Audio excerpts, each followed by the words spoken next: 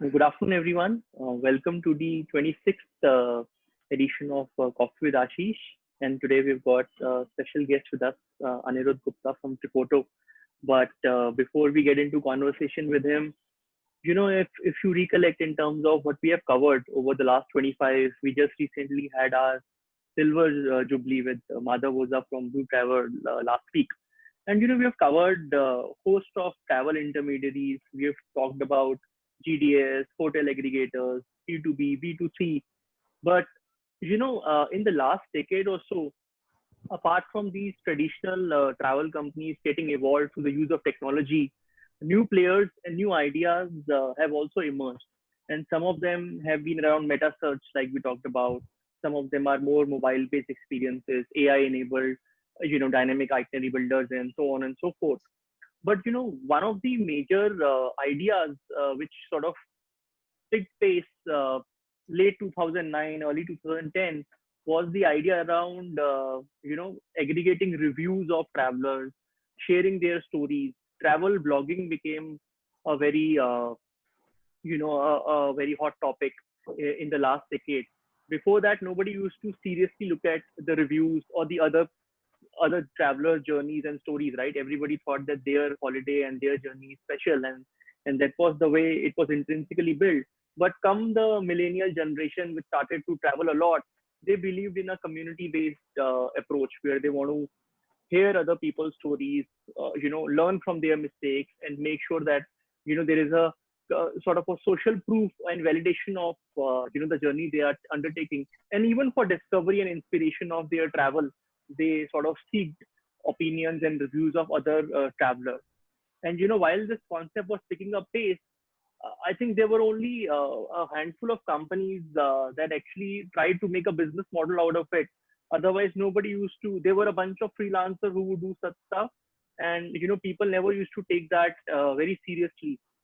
And in fact, as always, I have a small cartoon to show you in terms of how people used to think about it. So if you see the left image, this girl is a travel blogger and she takes pictures, writes stories on Instagram, and then this old guy is saying, "So that's fine, but what's your real job?" So that's something these travel bloggers and social media influencers had to face from the conventional wisdom. And even on the right, you see that's the level of detail now where people are even monitoring the pictures you share, the stories you share, and they are in this influencer. People are saying that in this photo the background is same and the cloud patterns are same. So that's the level of scrutiny now the viewers are having when you share a story or a travel journey. So as I was saying, a handful of companies actually try to make a business model out of it. And one of them is here with us today, which is Tripoto. And I think it's a very interesting story. Anirudh, I was reading about what you guys do and how you came up with this idea. And I think it's very inspiring to hear about this journey. And just for everybody's reference, so the core focus of Tripoto is on travel planning, inspiration, and discovery of the travel for travelers around the world, where people can write their own stories in their own format, trip summaries, images, ideas, photos, and stories, even with detailed itineraries if they want to share. And the users can consume those stories and take inspiration from that, and then they can also interact with the author of that story. And then this author, in a way, also becomes like your tour guide of sorts informally, right? And the company as a whole has aggregated a bank of such itineraries, such stories, such travel journeys and personas. And it's a good monetization opportunity for even the authors and even for the company while they're creating this amazing bank. I also love the analogy, Anirudh. I was reading about you that how you were influenced by the concept of Medium, and I think I personally am a big fan of Medium and how it's created this whole user UGC based application in which people share such an amazing stories and articles and blogs which are so useful for everybody as a community. And Tripoto does the same thing for the travel sector. And Anirudh, who's the founder and CEO of Tripoto, has led the journey for the company over the last, so many years. The company now has more than 6 million active users monthly. And Anirudh earlier, prior to starting this, was part of the founding team of Notion Inc. And he also worked for Rocket Internet, the well-known travel incubator, the well-known startup incubator and accelerator, as an entrepreneur in residence. And Tripoto over the years has grown exponentially, and they also raised around $8 million in funding from top venture capitalists and like 314 Capital. So I know individual investors like Mr. Behel or Mr. Pai are also there who have contributed to the growth of Tripoto. And I think it's an amazing journey. And Anirudh comes from a IIT ISB pedigree. So I'm very proud personally as a IIT alumni to see our alumni doing such an amazing job and innovative startups. So with this, a very warm welcome to you, Anirudh, to our Thank show. you, Karthik. Thanks, Karthik. And I'm going to hand it over to Ashish to have a conversation around, what's the plan of Tripoto? How do you see travel evolving while I sit back and enjoy my coffee? So how's your coffee, Anirudh? It's good. It smells nice. I'm enjoying my coffee. Thanks for inviting me on the session. It's always a pleasure. And great talking to you and Karthik. All right. So if I'd met you before COVID, I wouldn't have dared said a startup. You've gone beyond being a startup. Probably already started, if that's the nomenclature you want to use. But comes COVID, it flattens everybody down. Absolutely. So where do you go from here? So I think post-COVID, there is going to be a complete reset in the travel industry. And, as you said, that everyone's now it's a level playing field for everyone, right? Everyone has to literally start from scratch.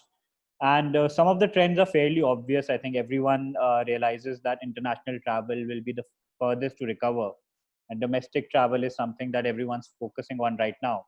But even in domestic travel, probably weekend getaways and road trips is the first segment of focus for all the companies. And this is now a trend that we're seeing across large companies and startups, where everyone has to completely rejig their portfolio and launch with a product bouquet, which is weekend getaways or 250, 300 kilometers around the major cities. And that too has its own challenges. But apart from that, we're also seeing some interesting trends around how tier 2 and Hindi and vernacular as an audience is picking up in the travel segment. And that might be a new trend, because rural economy and semi-urban economy is in a much better shape than urban economy. So probably that's somewhere that, India as a market can also look at in the near future. Right. So obviously I'll get into more detailing with you on the vernacular front and tier 2, 3, 4 cities. Mm-hmm. But, what's your kind of look you see for entrepreneurs coming into the travel industry post-COVID? And where should they be focusing on, and how should they be moving from here? Yeah, so I think if anyone new is coming into the travel industry now to do a startup, I think one has to be aware that that venture capital funding in travel is going to be slim for some time, for the next 1 to 2 years. For venture capitalists, travel is not going to be a hot sector. So I think an important thing is to think of profitability and monetization from day one, which probably the travel sector, especially in the startup era or the startups, were probably delaying their profitability over growth. So that is something they'll have to probably start looking at immediately. That is one point that all travel startups must consider.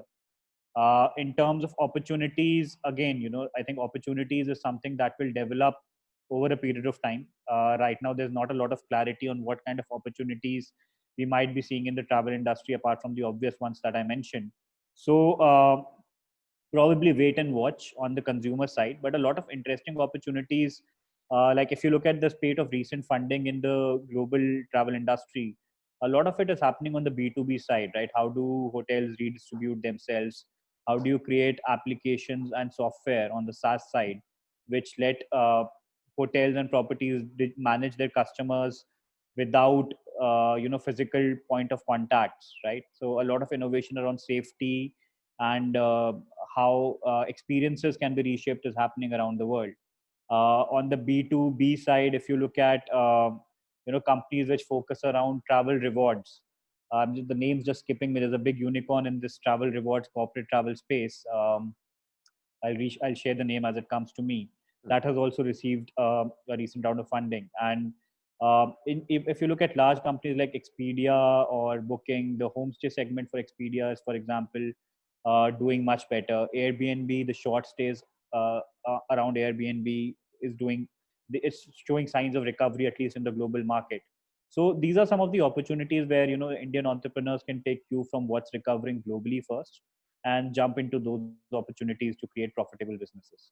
Right. So let's just deep dive into this before I get to the next question. You said about VC funding and institutional funding drying up. So therefore, Yeah. does it mean customer acquisition at any cost, deep discounting, all that is a thing of the past on the online space? My view is that it will change, and my first-hand information talking to a lot of startups in the travel space of various sizes, without naming them, is that there are mandates now on profitability to be achieved by startups at various stages. Some have 1 year time frame, some have 2 year, 1.5 years time frames, but there are various time frames that have been.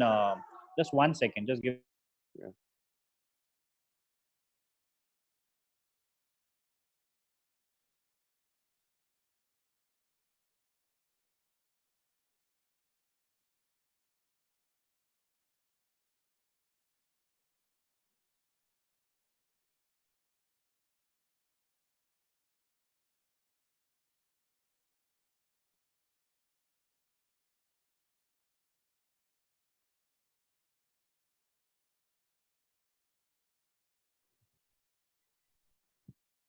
I'm really sorry for this. No, There no, was a sure. Yeah, disturbance in the yeah. background, so I thought That's I'd all- sort that out. that's Peril of the working from challenges of home. working from home. Go on. Yeah.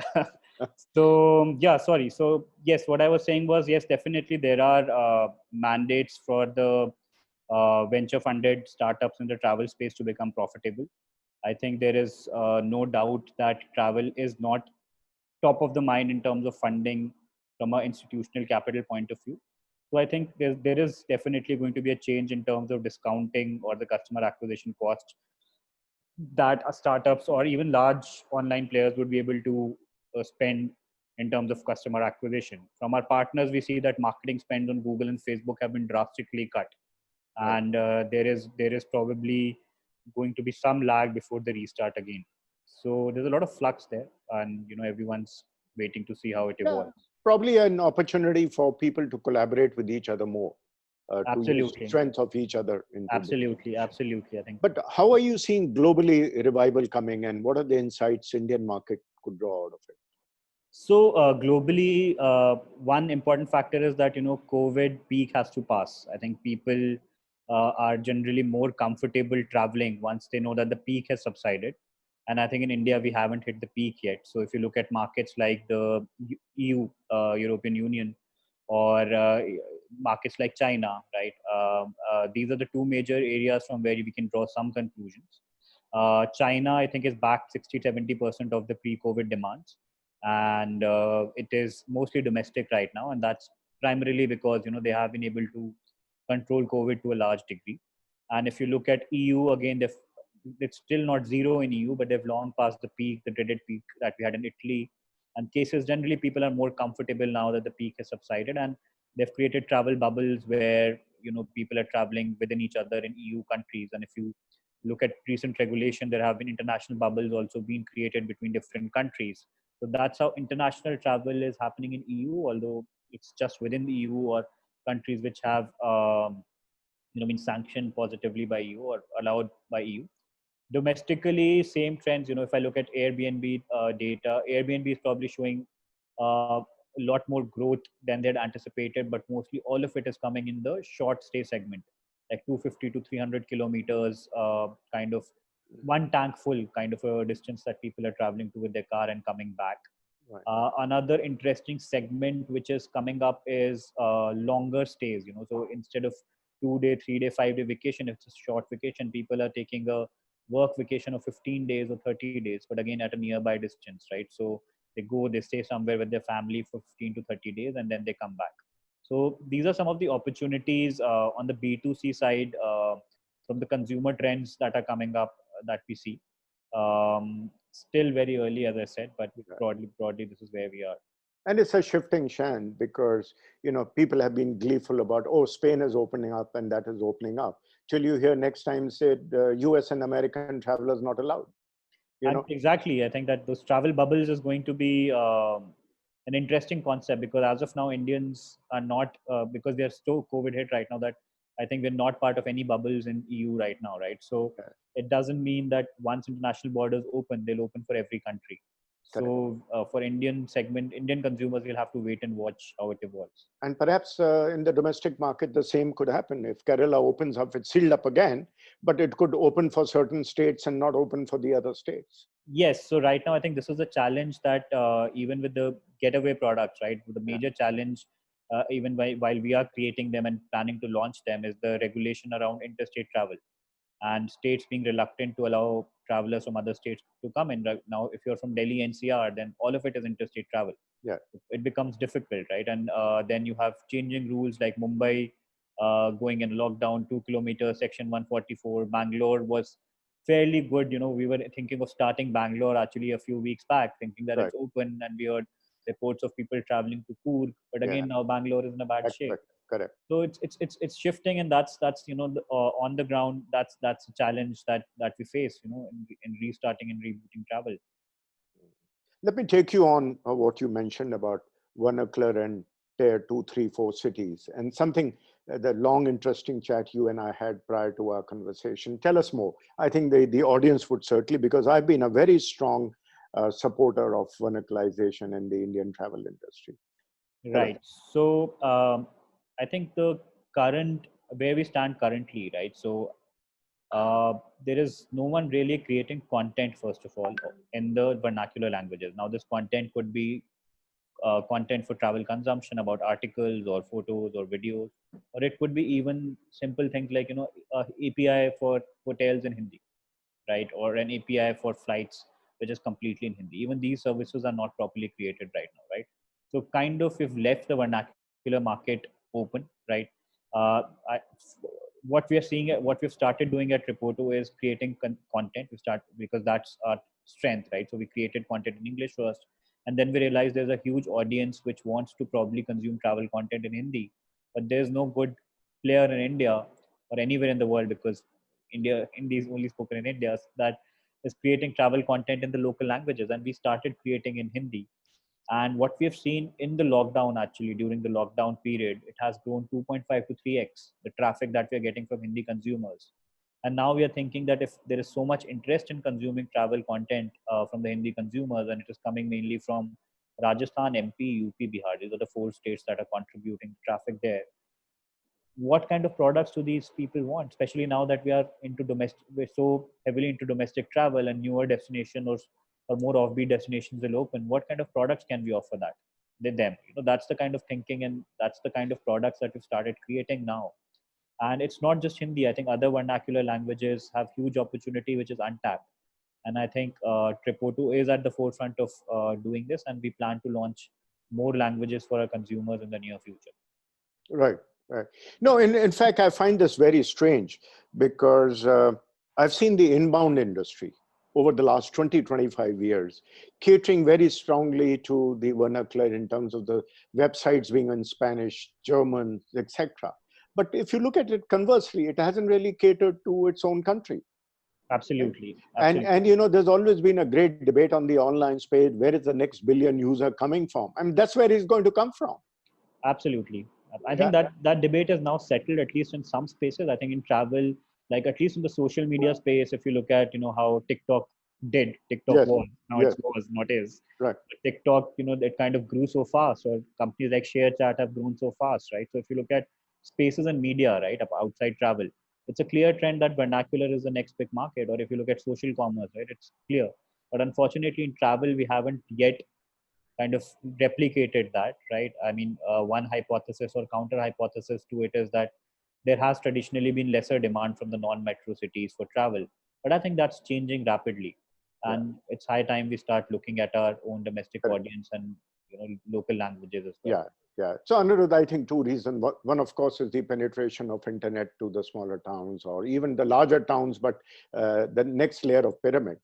But importantly, the country moving away from predominantly air driven syndrome. Air is still easier. I call it idiot proof. Even an idiot can go to the website and book it. Yeah.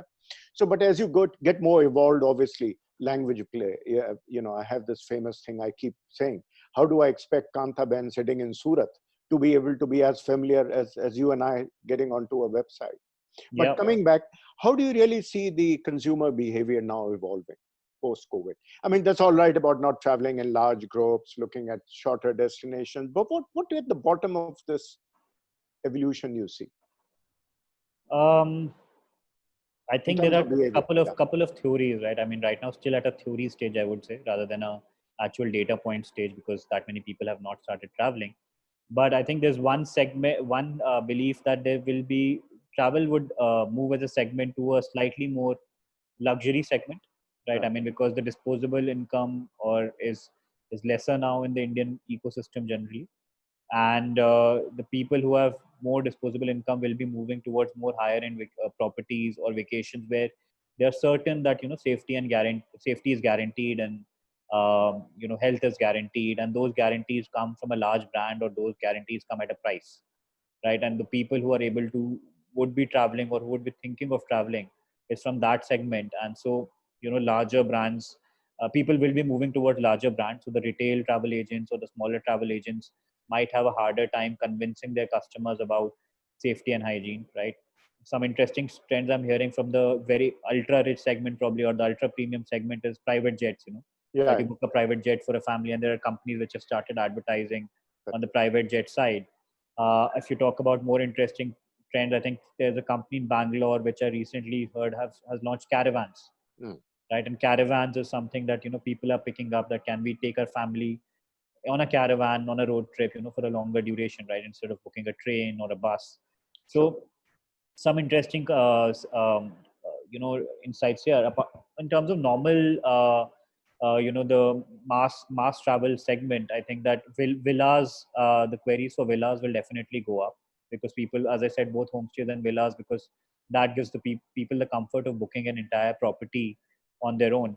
And I think, like I was just talking to a few consumers, and I was asking that, what are the kind of questions you're asking right now before booking, or what is of interest to you before booking? And they said, the first question they ask is occupancy rate, that what is the occupancy? Then they ask, what are the precautions that you're taking in the common area, right? Then they are asking that, okay, I don't want anyone to enter my room during my period of stay. So have you made any, how can I ensure that? How can I ensure house cleaning? Can I bring my own, own stuff, which I can use inside the room without housekeeping coming in? Or can I do check-ins without, interfacing with the reception? Does my room have a balcony? Because if I can't go out and my staycation is going to be inside the hotel room or the resort or the villa, what kind of outdoor views can I look at? And, can I take my car outside are there restrictions on taking my car outside for activities nearby? Right. So the whole question set, more than, I think, the kind of questions that consumers ask will change for a mass segment also. And those change in those questions will drive the innovation and the change in behavior from the business side as well. So a lot of interesting changes happening. For example, budget travel segment, we haven't, it was a big segment, there was a huge price conscious segment, which was in the Indian leisure market. And what happens to that is still a question mark, because these people want to travel for sure. But what are the kind of options that they have in terms of staying safely? Will hostels make a pickup? These kind of questions are still unanswered right now. You mentioned about caravan, and I was having a chat with one of the guys who wants to put someone cross on the ground. I always thought, India doesn't have great caravan parks and all that kind of thing. But if you look at it in today's environment, and he told me in a very simplistic term, with hotels dying for revenue, he says, all I need is a hotel which has got a parking. I'll have the caravan parked in there. I need an electricity point from the hotel, and I need my guests to go and have dinner there. And the rest, they will stay in the caravan. So I thought it was a lovely option for the hotel to have incremental revenues when the room revenues are dying. Well, that's a great insight. Because he says, I just need to have them parked in the parking spot. But coming back, And Karthik mentioned about UGC as an influencer. So on a scale of 1 to 10 pre-COVID, you obviously rated the positioning of this in a certain manner. How do you see this now evolving further, and what would be the rating? How would it grow? So I think we've seen growth in UGC during the lockdown, but I think that's because people are just missing travel, right? And they come to the Tripoto app and they upload a lot more content now. So we have seen around 30 to 35% growth in the amount of UGC content that was coming on the platform. Hindi contributions have also started going up because the traffic from Hindi is going up. So that is one. I think that people will definitely value more authentic reviews, and that is where the power of UGC will increase. It was already quite important, but now with safety and health concerns, genuine reviews or genuine feedback or genuine experiences have even more value, right? So I think that UGC will play a more important role in the future. Influencers, I think again, right? If you're looking to, let's say you are a property and you're completely shut down and you're looking to restart, right? And to restart, you need to build that confidence in the consumers that you are now safe open, and you're safe to travel, and people are visiting you, and other people can also visit, because no one would want to visit a property where they're the only ones or the first ones, right? People are always hesitant to do that. So influencers, I think, will play a great role there in creating word of mouth, like very organic kind of marketing for the property, that if an influencer goes and stays in a property and posts content and video about the property, then it kind of generates that organic push that this property is open, it's receiving travelers, actual travelers are going and staying there, which is much more important and more authentic than any paid marketing channel can be. So I think more and more influencers would be called on by these properties or to go on vacations, just to showcase in an organic way that we are open for business and travelers are actually using us. Right. So I think influencers will play a greater role, especially in the restarting phase. When we start to reopen and start asking travelers to come back again.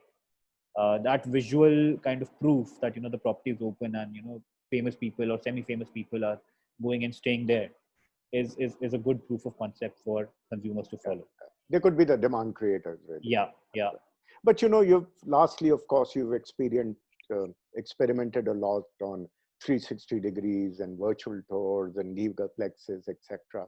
In fact, today I read an article about Make My Trip having launched some virtual tours. So what's been your experience, and where do you see it really? I mean, there's been a lot of hype about VR and all that. Right? I do obviously understand it's an expensive proposition to go to a destination and shoot. I knew somebody in Bangalore who's in the VR business, and it's cost a ton to go to Jordan.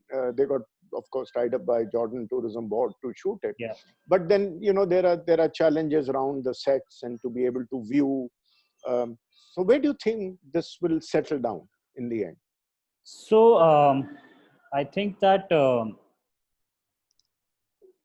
VR as an industry is still in a very early phase, because the devices that are really required to view VR at a in its true sense, like you can always attach a camera at the end of the mobile and get some sort of VR experience.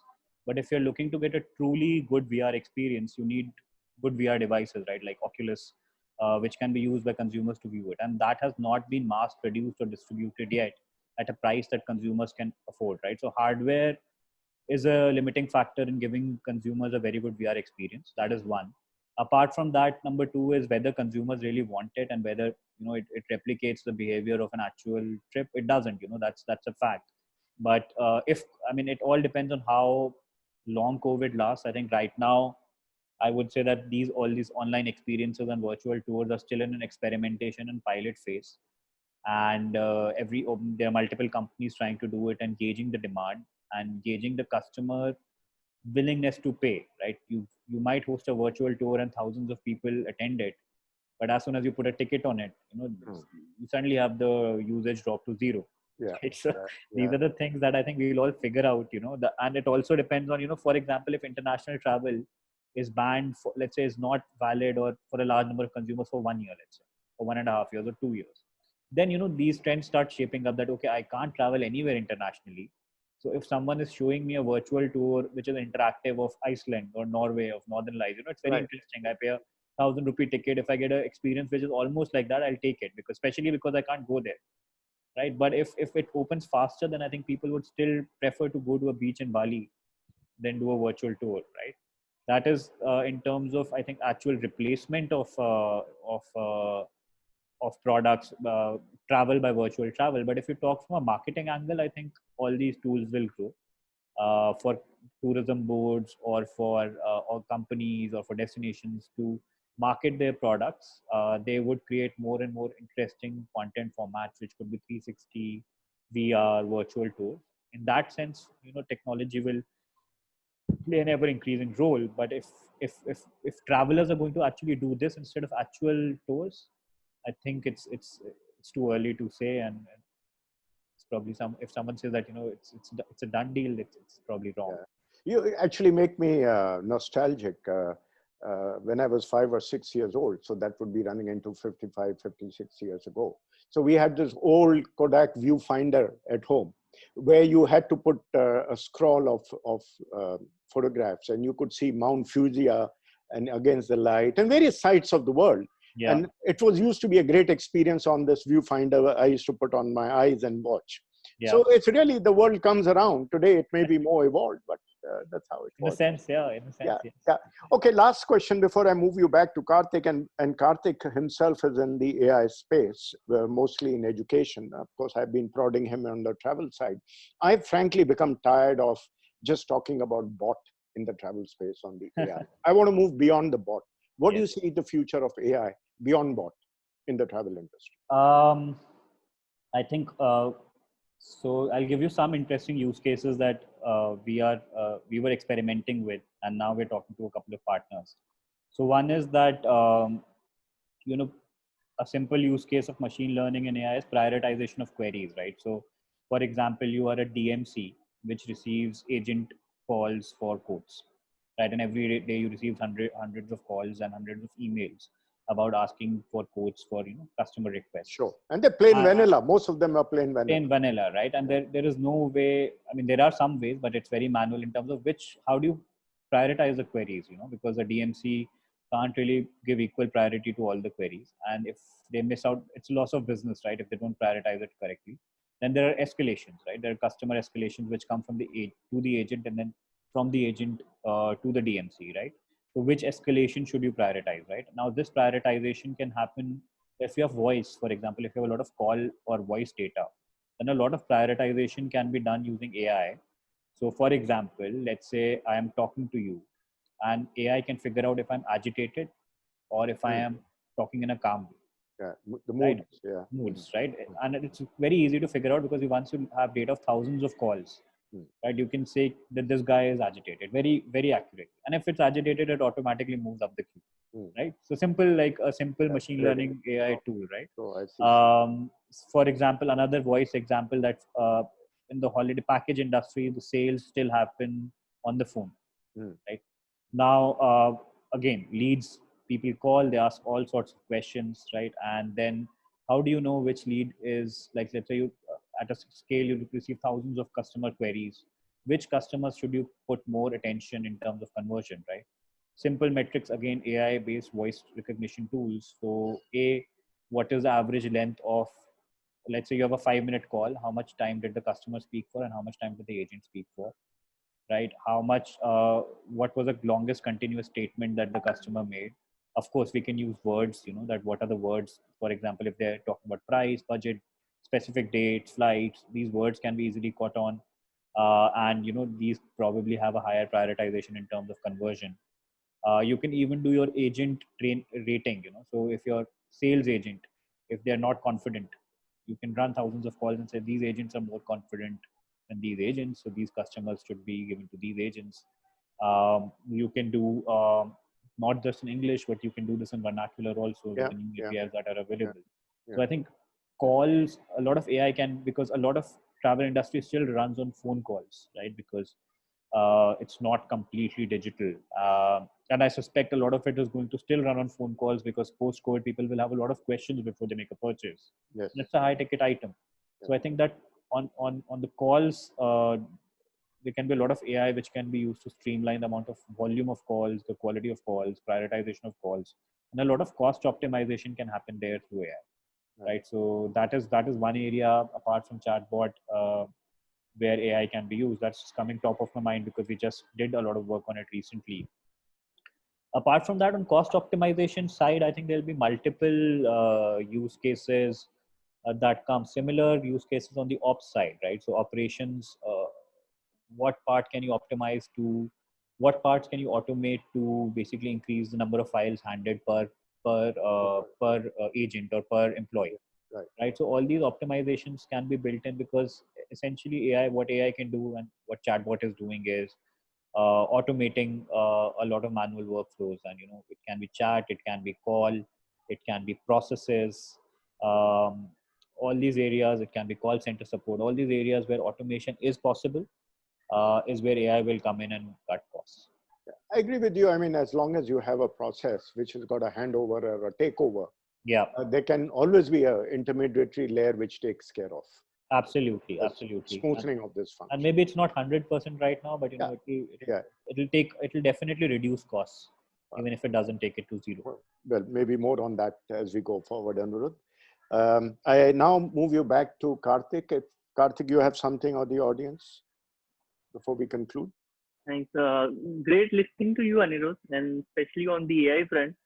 But although I personally feel that the concept of attributing the sentiment analysis of a customer and creating an underlying bias of if the customer is agitated, then only you do a prioritization is a dangerous precedent, because then people can figure out after a while that only when they shout on a call, the algorithm is picking up. And I've seen such use cases in elementary stage being sort of emotionally hacked by the users. They figure out how to get the best response.